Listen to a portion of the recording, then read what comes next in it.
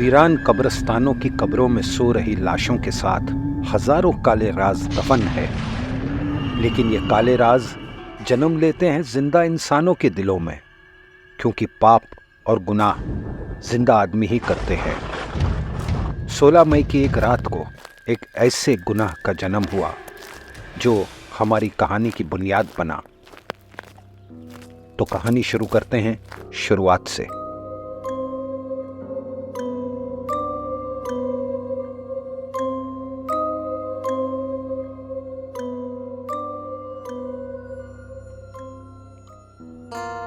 रात काफी हो चुकी थी। शहर सोने की तैयारी कर रहा था। शहर के एक छोटे इलाके की सड़क पर एक लड़की अकेली चल रही थी। उसके कदमों में एक अजीब सी बेचैनी थी।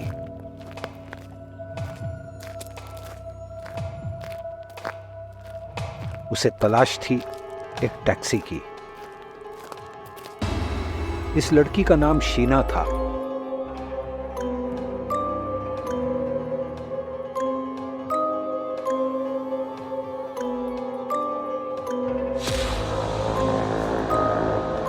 चौबीस साल की शीना आज से पहले कभी अपने घर से इतनी रात गए बाहर नहीं निकली थी। अचानक उसे एक टैक्सी अपनी तरफ आती दिखाई दी और हाथ दिखाकर उसने टैक्सी को रोका और उसकी तरफ बढ़ी। जब वो टैक्सी के करीब आई तो ड्राइवर ने पूछा कि उसे कहां जाना है। शीना ने कहा, कब्रिस्तान। कब्रिस्तान का नाम सुनकर ड्राइवर पहले तो चौंका, फिर उसे टैक्सी में बैठने के लिए कहा।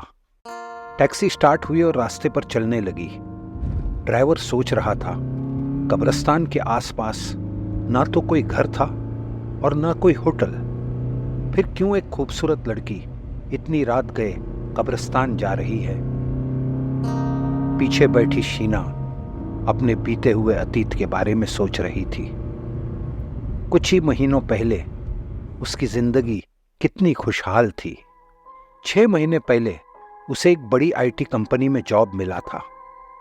कंपनी ज्वाइन करते वक्त वो बहुत खुश थी। जॉब के साथ उसे कंपनी की तरफ से रहने के लिए एक अपार्टमेंट भी मिला था। कंपनी में उसकी दोस्ती एक और लड़की से हुई जिसका नाम वानी था।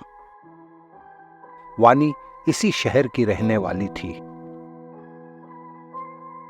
वानी ने शीना को अपने नए जॉब में सेटल होने के लिए बहुत मदद की। कुछ ही दिनों में शीना और वानी साथ में वक्त गुजारने लगे और अच्छे दोस्त बन गए। उन्हीं दिनों शीना की मुलाकात रजत से हुई। एक हफ्ता पहले रजत का ट्रांसफर उसी आईटी कंपनी में हुआ था। पहली नजर में ही शीना रजत को पसंद करने लगी।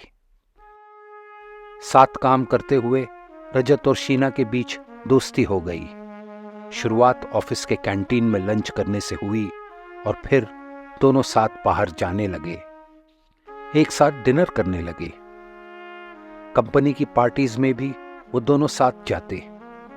छुट्टी की दोपहर या तो क्लब के स्विमिंग पूल में गुजरती या शहर के बीचेस पर, जहां वो घंटों एक साथ वक्त बिताते। धीरे धीरे दोनों की दोस्ती प्यार में बदलने लगी। प्यार, मोहब्बत, इश्क, ये रिश्ता मोटरसाइकिल के 2 पहियों की तरह है। दोनों पहिए एक साथ एक ही रफ्तार से चले तो मोटरसाइकिल चलती रहेगी, और अगर दोनों में से एक भी पहिए ने दूसरे का सुरताल छोड़ा तो मोटरसाइकिल स्किड भी हो सकती है और एक खतरनाक हादसा भी हो सकता है। ऐसा ही कुछ रजत और शीना के प्यार की मोटरसाइकिल के साथ हुआ। टैक्सी कब्रिस्तान के रास्ते पर मुड़ी। चारों तरफ खामोशी थी। टैक्सी में बैठी शीना के दिल की धड़कनें तेज हो रही थी। टैक्सी कब्रिस्तान के सुनसान गेट के पास आकर रुकी। टैक्सी ड्राइवर को मीटर से ज्यादा पैसे देकर शीना ने रुकने के लिए कहा और कब्रिस्तान के गेट की तरफ बढ़ी। गेट के पास आकर वो रुकी। दिल उसे पलटकर वापस जाने के लिए कह रहा था, लेकिन दिमाग उसे आगे बढ़ने के लिए उकसा रहा था। हिम्मत करके वो आगे बढ़ी।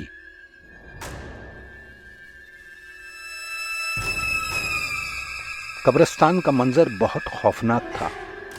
चांद की रोशनी माहौल को और भी भयानक बना रही थी। सन्नाटे में अजीब सी आवाजें आ रही थी।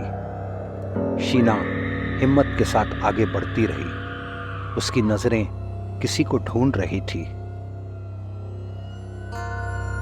कुछ दूर आगे चलने के बाद वो अचानक रुकी। उसकी खतरनाक मंजिल उसके सामने थी। दूर एक पुरानी कब्र के पास एक डरावनी बूढ़ी औरत बैठी आग सेक रही थी। कौन थी ये बूढ़ी औरत, और रात के इस वक्त कब्रिस्तान में अकेली क्या कर रही थी? इस औरत का नाम पातालिका था।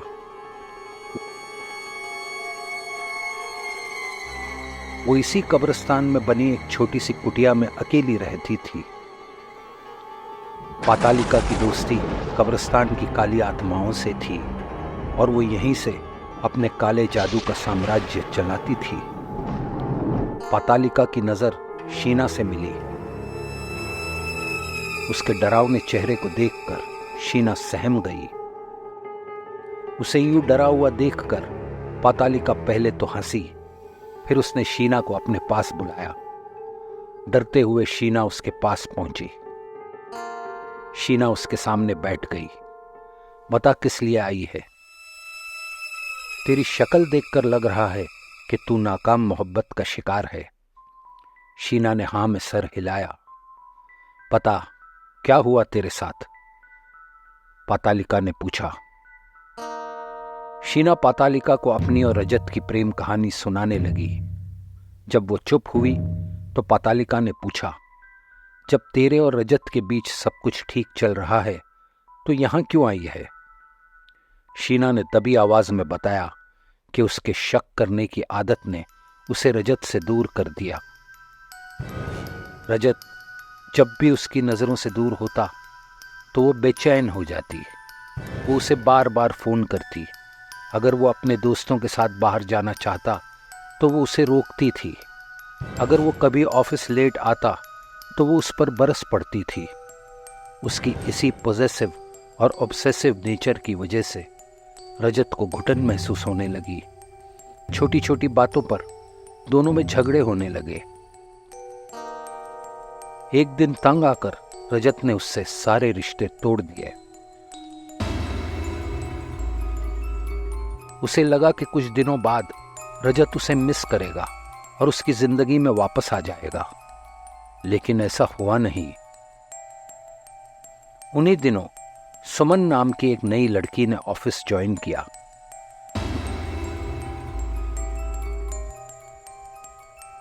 मैनेजर ने रजत से कहा कि वो सुमन को ऑफिस के काम समझाए और उसकी मदद करे। अगले दिन रजत सुमन से मिला और उसको ऑफिस के काम समझाने लगा। ऑफिस में दोनों का काफी सारा वक्त एक साथ गुजरने लगा। देखते ही देखते रजत शीना को भूल गया और सुमन के करीब आ गया। वो और सुमन एक साथ वक्त गुजारने लगे, एक साथ बाहर घूमने लगे।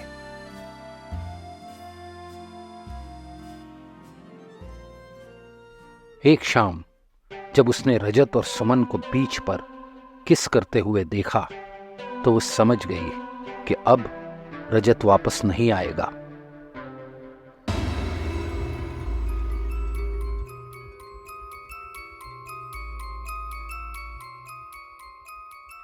शीना की आंखों में आंसू थे।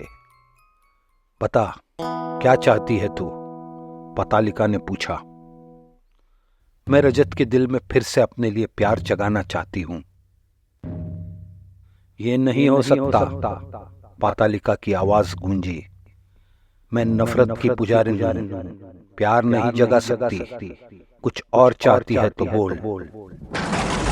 शीना सोचने लगी। उसके दिमाग में एक शैतानी ख्याल आया। उसने पातालिका की तरफ देखा और कहा, अगर सुमन मर जाए तो रजत मेरे पास वापस आ सकता है। पातालिका ने उसकी बात गौर से सुनी और कहा, सोच ले, किसी की जान लेकर तू अपना घर बसाने जा रही है। कब्रों पर नए मकान नहीं बनते। मैं रजत के बिना नहीं रह सकती। क्या तुम सुमन को खत्म कर सकती हो? पातालिका ने कुछ सोचा, फिर कहा, 1 महीना। उस लड़की को खत्म करने में 1 महीना लगेगा। क्या तू इस काम की कीमत देने के लिए तैयार है? मैं तैयार हूं, शीना ने कहा। बताओ कितने पैसे लगेंगे? पातालिका जोर से हंसी, फिर उसने धीरे से कहा, पैसे नहीं पगली, कुछ और देना पड़ेगा। शीना ने डरते हुए पूछा, क्या? 1 प्याला खून हर शनिवार को 4 हफ्तों तक। पातालिका की मांग सुनकर शीना के होश उड़ गए। शीना पातालिका को 4 प्याले खून हर शनिवार की रात को देने के लिए मान गई। पातालिका ने उससे कहा कि हर शनिवार की रात 1 बजे से पहले उसे कब्रिस्तान आना होगा।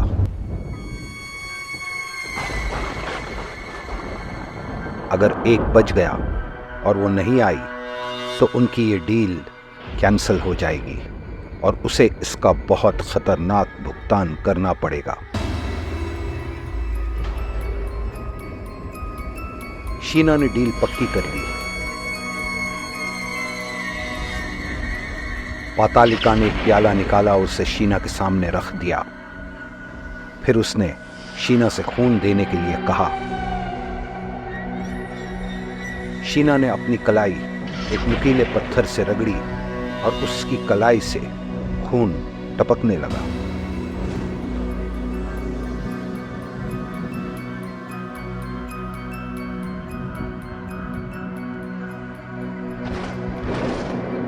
खून की बूंदें गिरती रही और प्याला भरता रहा। रजत को वापस पाने की खुशी ने उसका ध्यान कटी हुई कलाई के दर्द से परे कर दिया था। प्याला भर गया। शीना ने प्याला उठाया और पातालिका को दिया। पातालिका ने ललचाई हुई नजरों से खून से भरे प्याले को देखा।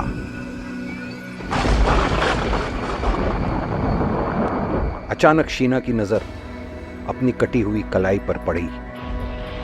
ना तो कलाई पर कोई जख्म था, ना कोई खून का निशान। इससे पहले कि वो पातालिका से इस बारे में कुछ पूछे, पातालिका ने कहा, क्या तू उस लड़की की फोटो लाई है? शीना ने ना में जवाब दिया। पातालिका ने एक नींबू निकाला और कहा, कल 12 बजे मैं अपना काला खेल शुरू करूंगी। उससे पहले इस नींबू को तुझे उस लड़की के घर के दरवाजे के बाहर रखना होगा। क्या तू ये कर सकेगी? शीना ने हाँ में जवाब दिया। पातालिका ने उसे नींबू दिया और कहा, अब तू जा। कल रात 12 बजे से तेरा काम शुरू हो जाएगा। शीना उठी और कब्रिस्तान के दरवाजे की तरफ बढ़ी।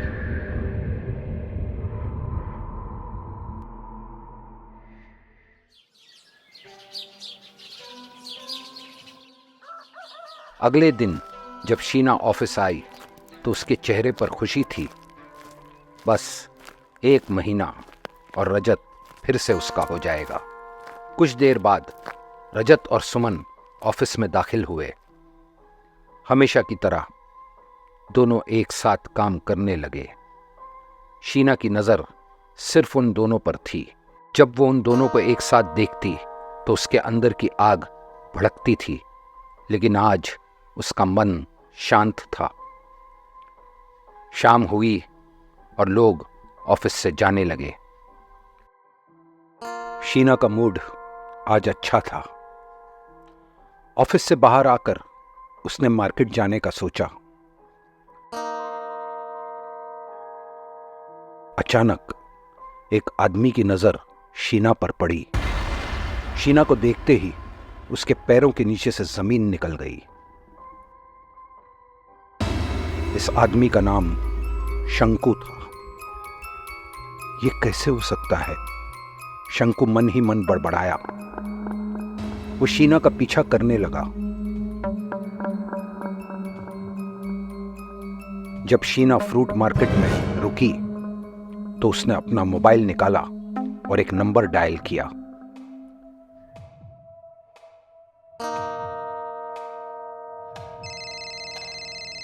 "600 किलोमीटर दूर इंदौर शहर में उसके मोबाइल की रिंग बजी। रिंग इंदौर के एक मिडिल क्लास हाउसिंग सोसाइटी के घर में बज रही थी। घर के मालिक विनोद ने फोन उठाया। सामने से शंकु की घबराई हुई आवाज आई। "विनोद अंकल, मैं मुंबई से शंकु बोल रहा हूं।" "बोल शंकु, और ये तेरी आवाज इतनी घबराई हुई क्यों है?" "आप यकीन नहीं करेंगे विनोद अंकल, मैंने यहां मुंबई में क्या देखा। अब बताएगा भी या यूं ही बड़बड़ाता रहेगा?" "मैंने यहां मीना भाभी को देखा।" "मीना?"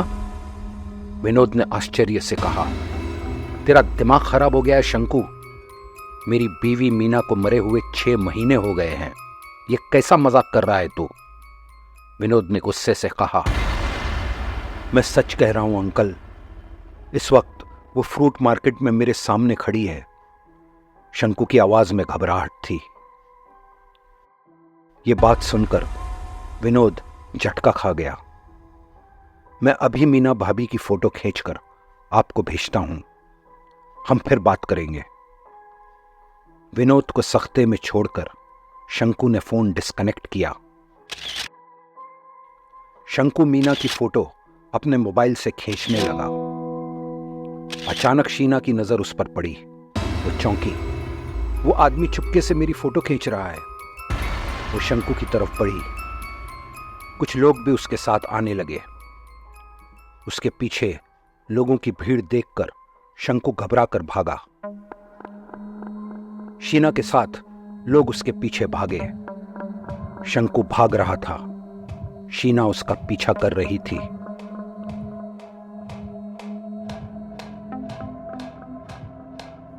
शंकु के फोन से अपनी तस्वीरें डिलीट करना उसके लिए बहुत जरूरी था। शीना और लोगों से बचने के लिए शंकु रोड की तरफ बढ़ा। रोड पर एक सफेद गाड़ी तेज रफ्तार से चल रही थी।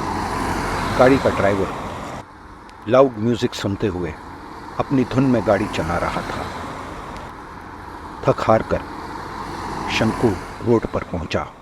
अचानक उसकी नजर सामने पड़ी और उसने देखा कि एक गाड़ी तेजी से उसकी तरफ आ रही है। डर के मारे शंकु के हाथ पैर जाम हो गए। ड्राइवर ने ब्रेक मारने की नाकाम कोशिश की।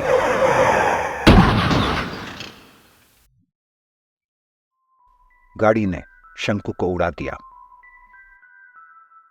वहां इंदौर में विनोद चुपचाप खड़ा अपनी बीवी मीना की तस्वीरें देख रहा था। उसे शंकु की फोटोओं के आने का इंतजार था।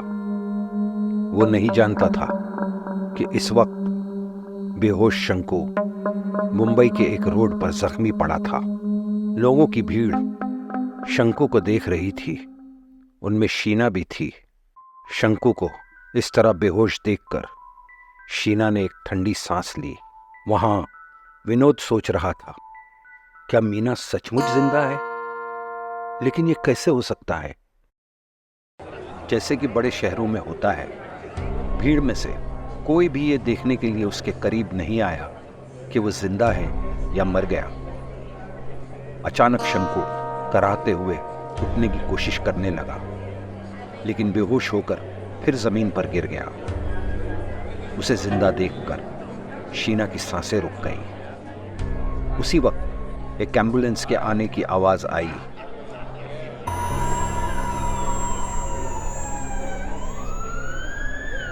एम्बुलेंस रुकी और 2 अटेंडेंट फौरन बाहर आए। उन्होंने शंकु को स्ट्रेचर पर लादा। जब स्ट्रेचर एम्बुलेंस में रखा गया, शंकर को फिर एक बार होश आया। भीड़ में खड़ी शीना अजीब असमंजस में थी। तभी एम्बुलेंस वहां से निकल पड़ी। जैसे ही एम्बुलेंस रोड से गई, पुलिस आ गई। पुलिस वालों ने लोगों से पूछताछ शुरू की। लोगों ने उन्हें बताया कि जिसका एक्सीडेंट हुआ वो आदमी एक लड़की की छुपकर फोटो खींच रहा था। जब पब्लिक उसके पीछे भागी तो एक कार से उसका एक्सीडेंट हो गया।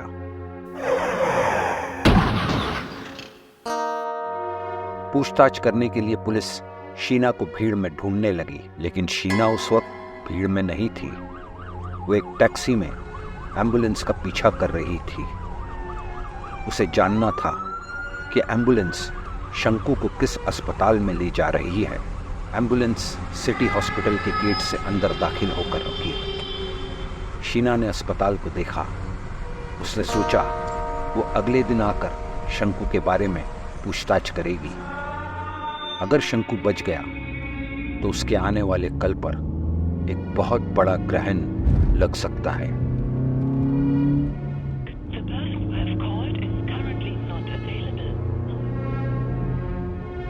वहां इंदौर में विनोद शंकु का मोबाइल नंबर बार बार ट्राई कर रहा था, लेकिन मोबाइल बंद था। बैठे बैठे विनोद अपने अतीत के बारे में सोचने लगा। विनोद 10 साल से दुबई में काम कर रहा था। 1 साल पहले जब वो दुबई से वापस आया तो उसकी मां ने उसे शादी करने के लिए मीना की फोटो दिखाई। उसने तुरंत शादी के लिए हाँ कर दी। 1 महीने बाद विनोद और मीना की शादी हो गई। विनोद बहुत खुश था। मीना बाहर से खुश दिखाई दे रही थी, लेकिन अंदर से खुश नहीं थी। मीना ने शादी के लिए इसलिए हाँ कहा क्योंकि वो दुनिया में अकेली थी। 1 साल पहले उसकी बहन शादी करके अमेरिका चली गई थी। मीना एक फार्मास्यूटिकल कंपनी में काम करती थी। विनोद उससे उम्र में बड़ा था, फिर भी वो शादी के लिए राजी हो गई। ये सोच कर के विनोद दुबई में काम करता है। वो शादी के बाद उसे दुबई लेकर जाएगा। कुछ दिनों तक विनोद और मीना के बीच सब कुछ ठीक चलता रहा, लेकिन जब 1 हफ्ते बाद मीना ने विनोद से दुबई जाने के बारे में पूछा तो विनोद ने उसे बताया कि वो दुबई वापस नहीं जाना चाहता। अब वो इंदौर में रहकर ही काम करना चाहता है। ये बात सुनकर शीना सुन्न हो गई। दूसरे दिन शीना पर एक और कहर बरसा जब उसकी सास ने उससे कहा कि अब से घर के सारे काम मीना को संभालने हैं। मीना कुछ नहीं कह सकी। उसका सारा वक्त घर के काम और किचन में गुजरने लगा। इसी बात को लेकर दोनों में झगड़े होने लगे। सास बहू में भी तकरारें बढ़ने लगी। अचानक मोबाइल फोन की रिंग से विनोद का ख्याल टूटा।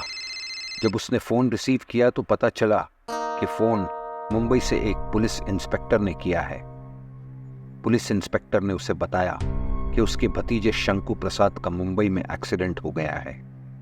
उसकी हालत बहुत सीरियस है और वो मुंबई की सिटी हॉस्पिटल में है।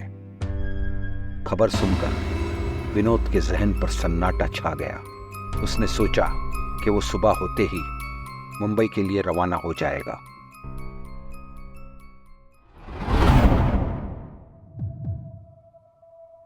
मुंबई में शीना परेशान हाल अपने घर पहुंची।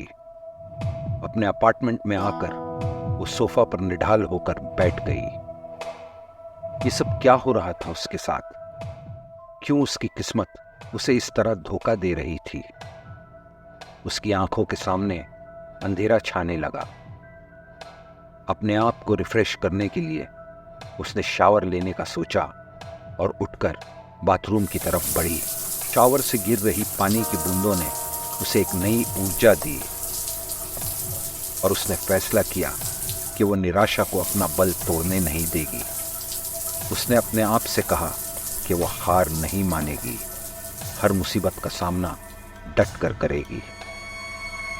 वहां अस्पताल में शंकु जिंदगी और मौत से लड़ रहा था। उसके शरीर से काफी खून बह चुका था। डॉक्टर्स उसका इमरजेंसी ऑपरेशन कर रहे थे। यहां शावर लेकर जब शीना ने अपने कपड़े बदले तो उसकी नजर टेबल पर पड़े नींबू पर पड़ी। दिन भर की बातें भूलकर वो टेबल के पास आकर बैठ गई। आज रात 12 बजे से पहले उसे इस नींबू को सुमन के घर के दरवाजे पर हर हाल में रखना था। तब अचानक उसके मोबाइल की रिंग बजी। उसने देखा ये वानी का कॉल है। वानी आज ऑफिस नहीं आई थी। दोनों में बातचीत होने लगी। वानी ने शीना से पातालिका की मुलाकात के बारे में पूछा। शीना ने कहा वो उसे ये बात उसके घर आकर बताएगी। वो वानी ही थी जिसने शीना को पातालिका का पता बताया था। अपनी जीन्स की जेब में नींबू रखकर शीना निकल पड़ी।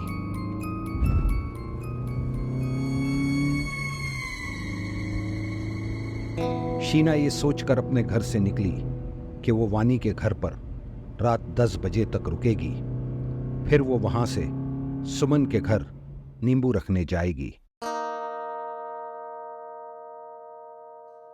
वानी अपने घर में बच्चे बबलू के साथ खेल रही थी।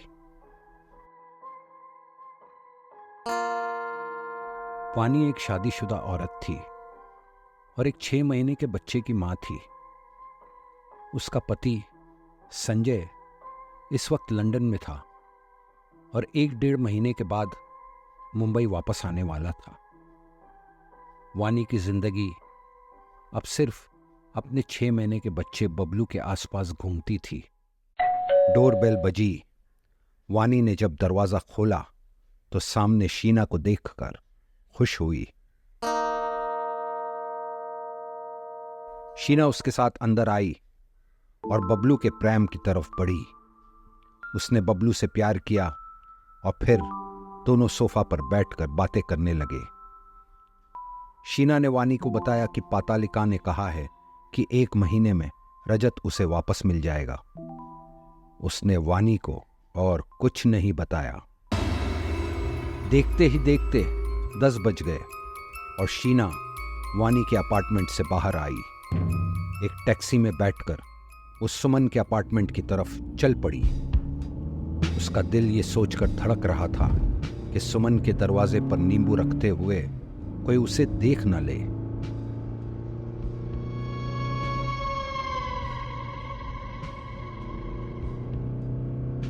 सुमन के घर से कुछ दूरी पर उसने टैक्सी को रोक दिया। वो सुमन के घर की तरफ चलने लगी।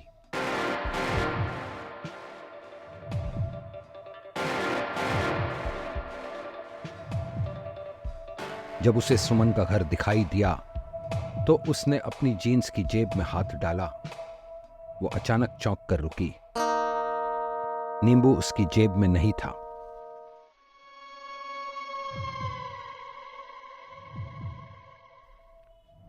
वो घबरा गई। फिर उसे ख्याल आया कि टैक्सी में उसने अपनी जेब से रुमाल निकाला था। शायद नींबू टैक्सी में गिर गया। वो पलटी लेकिन टैक्सी जा चुकी थी। घर वापस जाने के अलावा उसके पास और कोई रास्ता नहीं था। अपने आप को कोसते हुए वो दूसरी टैक्सी में घर के लिए निकल पड़ी। उसने सोचा कि वो कल रात फिर पातालिका से मिलेगी और उसे नींबू के खोने की बात बताएगी। शीना का वो नींबू टैक्सी में नहीं गिरा था। नींबू उसकी जेब से वानी के घर में गिरा था जब वो वानी के साथ बातें कर रही थी। जब वो वानी के घर से निकलने लगी तो नींबू सोफा पर से नीचे गिरा। अब वो नींबू वानी के सोफा के नीचे था।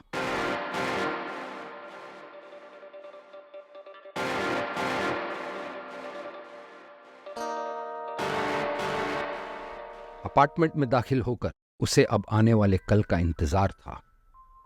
वो कल जो सुमन को मौत की तरफ ले जाएगा और उसे रजत की तरफ।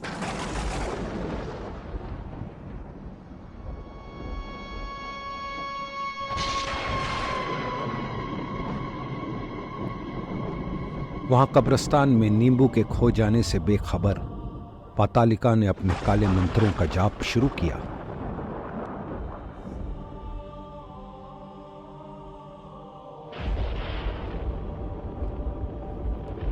पातालिका ने एक खतरनाक पिशाच को बुलाया।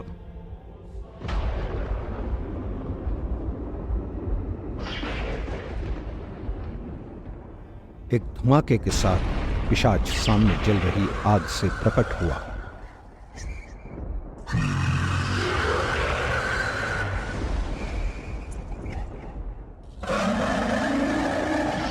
तूने मुझे किस लिए बुलाया पातालिका? पिशाच की आवाज कब्रिस्तान में गूंजी। तुझे मेरा एक काम करना है, पातालिका गर्जी। शहर की एक इमारत में मेरा जादुई नींबू है। तुझे उस घर में घुसकर वहां रह रही एक जवान लड़की को 1 महीने में खत्म करना है। पातालिका ने उसे आदेश दिया। पिशाच मान गया। उसने पातालिका से वादा किया कि वो काम पूरा करके ही वापस आएगा। पिशाच ने एक गोल काले बॉल का आकार लिया।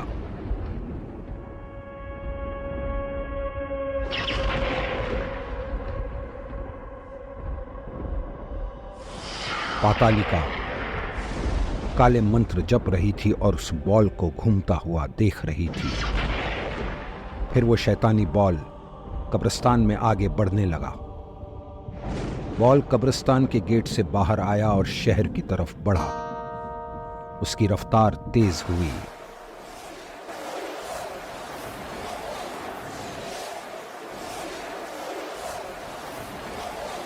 अपने घर में वानी और उसका बच्चा बबलू आने वाले खतरे से बेखबर सो रहे थे।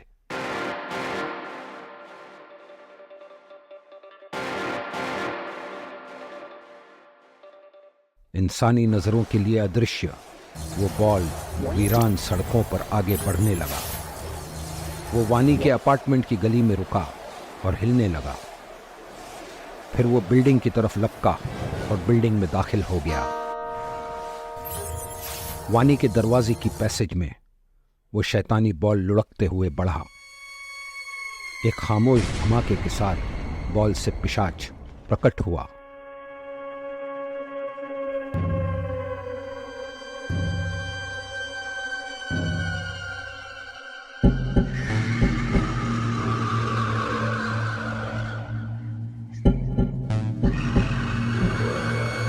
वानी गहरी नींद सो रही थी जब पिशाच उसके कमरे में दाखिल हुआ।